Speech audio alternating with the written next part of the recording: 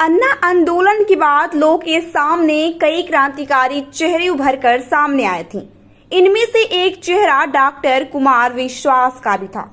कुछ समय तक दिल्ली की राजनीति में सक्रिय रहने के बाद कुमार विश्वास का राजनीति से मोहभंग हुआ तो वो अपने पुराने पेशे यानी अध्ययन, अध्यापन और साहित्य रचना के क्षेत्र में लौट आए। लेकिन वे अक्सर इशारों में दिल्ली के सीएम अरविंद केजरीवाल और मनीष सिसोदिया पर निशाना साधते रहते हैं। ऐसे में एक बार कुमार विश्वास ने बिना किसी राजनेता का नाम लिए दिल्ली सरकार पर तंज कसा है। एक इंटरव्यू में जब कुमार विश्वास से शिक्षा से जुड़ी उनकी योजना के बारे में पूछा गया तो उन्होंने कहा, मैं शिक्षा योजना को लेकर बहुत सालों से काम कर रहा था।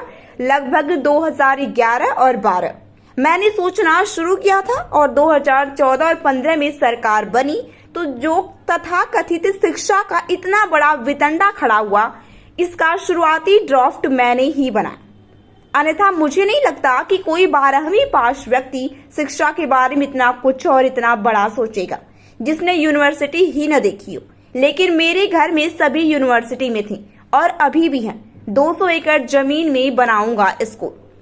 कुमार विश्वास ने आगे कहा कि मेरे मन में था कि समस्या कहाँ आ रही है, बच्चे ऐसे मिल कैसे रहे। बहुत दिन से सोच रहा था और हो नहीं रहा था, तो अब मैंने सोचा कि ये मैं खुद ही शुरू करूंगा। जो मेरे चाहने वाले हैं, जो मेरे साथ आने वाले हैं, वो भी दान देंगे, ले लूंगा, नहीं तो खुद रात भर कमा कर पैसे डालूंगा उसमें।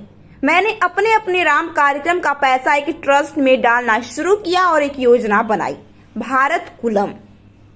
इसमें 200 एकड़ जमीन में एक स्कूल बनाना है और उस स्कूल में छोटी छोटी 40 से 50 बातें हैं जिन पर कोई ध्यान नहीं देता है। जैसे बच्चा जिस क्लास का हो वो जुलाई से लेकर फरवरी तक उतने पेड़ लगाएगा और उनकी देखभाल भी खुद करेगा।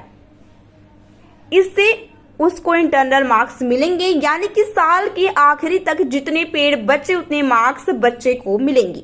इससे बच्चे को कई बातें सीखने को मिलेंगी और वो बच्चा जब इंजीनियर बनेगा तो विकास के नाम पर जंगल नहीं काटेगा। कुमार विश्वास ने अपने प्लान के बारे में आगे बताया कि इसके साथ ही बच्चा जब हॉस्टल में रहेगा तो वो अलग अलग भाषा, बोली, धर्म, प्रदेश के बच्चों के साथ रहेगा और हर साल उसके साथ रहने वाले बच्चे बदलेंगे। तो 12वीं क्लास तक वो 34 प्रकार की भाषा, बोलियां सीख जाएगा। तो वो बच्चा राष्ट्रीय एकता का सम्मान करेगा। वहीं साथ ही वहां के जो टीचर होंगे वो बच्चों के साथ रहेंगे और उन्हें बना बनाया 3 BHK दिया जाएगा। जैसे दिल्ली में कोई 10वीं क्लास में पढ़ाता है तो उसे 1 लाख दिया जाता है, लेकिन मैं उसे कहता हूँ कि 2 लाख ले, साथ ही बिजली, पानी, हर चीज की सुविधा दूंगा, लेकिन किचन नहीं रहेगा, क्योंकि खाना आप और आपका परिवार भी हॉस्टल में खाएंगे। जो बच्चों के लिए होगा वो आप भी खाओ और देखो आपको शाम को क्या बनवाना है। कुमार विश्वास ने आगे कहा कि अभी 3000 बच्चों का प्लान है जिसमें 1500 बच्चे पेड होंगे जिनके फीस लूंगा और 1500 बच्चे पूरे भारत में ऐसे चुने जाएंगे जिनके माँ बाप 100 रुपए भी खर्च नहीं कर सकते, लेकिन वो प्रतिभा संपन्न हो, उनमें ललक दिखे पढ़ने की। इसके साथ ही 1 हफ्ते के लिए कोई सफल आदमी बच्चों के साथ आकर रहेगा। इससे बच्चों पर अच्छा प्रभाव पड़ेगा, वहां खेती भी कराई जाएगी।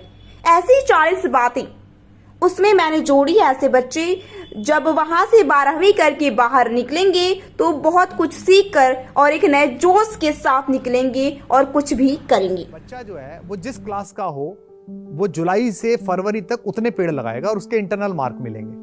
जैसे 9वीं क्लास का बच्चा है तो वो 9 पेड़ लगाएगा। वो मोबाइल में ऐप में रहेंगे, वो खुद ही उनको देखेगा, खुद ही पानी देगा, खुद ही समझेगा, खुद ही और 9 के 9 लगे रहेंगे। 7 जीवित रहे तो 7 नंबर मिल गए। वो लड़का जब इंजीनियर बनेगा तब विकास के नाम पे जंगल नहीं काटेगा। वो लड़का जब नेता बनेगा तो दलाली करके सेठों को, कॉर्पोरेटों को जंगल नहीं सौंप देगा कि काट लो, बना लो यहाँ पर अपना सीमेंट का प्लांट। उसे बिहू भी पता होगा, उसे पोंगल भी पता होगा, उसे डोंगरी के भी 4 शब्द आते होंगे, उसे गुजरात के प्रति भी आदर होगा। ये नहीं कि वो किसी क्षेत्र का अपमान करे या जो राष्ट्रीय एकता जिसे कहते हैं। अभी दिल्ली में कोई स्कूल पढ़ाता है तो 10वीं क्लास पढ़ाने वाली महिला को, पुरुष को 1 लाख रुपए देता है। मैं कहता हूं वहां से 2 लाख रुपए दूंगा, बिजली फ्री दूंगा, उसे वहां पानी फ्री दूंगा, वाईफाई फ्री दूंगा, फर्नीचर लगा हुआ दूंगा, पर उसके फ्लैट में किचन नहीं दूंगा। पेंट्री दूंगा सिर्फ, किचन उस हॉस्टल की होगी जिसके तुम वार्डन हो सब मिलके। तो बनवाओ शाम को क्या बनना है। तुम्हारी माताजी भी उनके साथ खाएंगी, तुम भी उनके साथ खाओ, तुम्हारे बच्चे भी उनके साथ खाएंगे। तो मेरे बच्चे अलग खाएंगे, उनके बच्चे अलग खाएंगे, ये नहीं चलेगा। तो एक प्रयोग है कि जब 12 करके वो 17-18 साल का बच्चा बाहर निकले तो एक नए भारत का एक दैदीप्यमान बालक हो जो विश्व के अन्य नागरिकों के साथ संघर्ष में भी आगे निकले।